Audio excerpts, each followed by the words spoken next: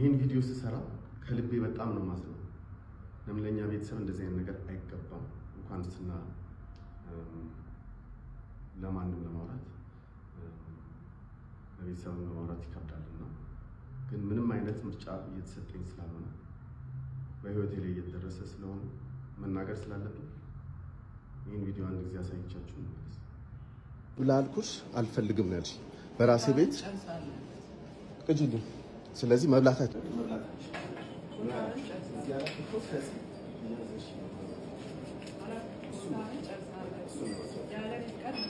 ልብ ተሰማችሁ አይደለ? ሁላችሁም መብት አለን አይደለ? አሁን የሰማችኋት የ5 ዓመት ታናሽ ናት፣ የቢዝነስ ፓርትነራችን ናት። ይህን የምታወራው በቤተሰብ ሬስቶራንታችን የእናትና አባታችን ቤት ውስጥ ምግብ ስትከለክል ከሰራተኛ ጋር ሰራተኛ አሳብራ ማለት ነው። የእናት ሞት ህመም እስካሁን ጊዜ ያስፈልግሻል ብዬ ብታገስሽ ብለሽ እኛኑ ማጥቃት ጀመርሽ።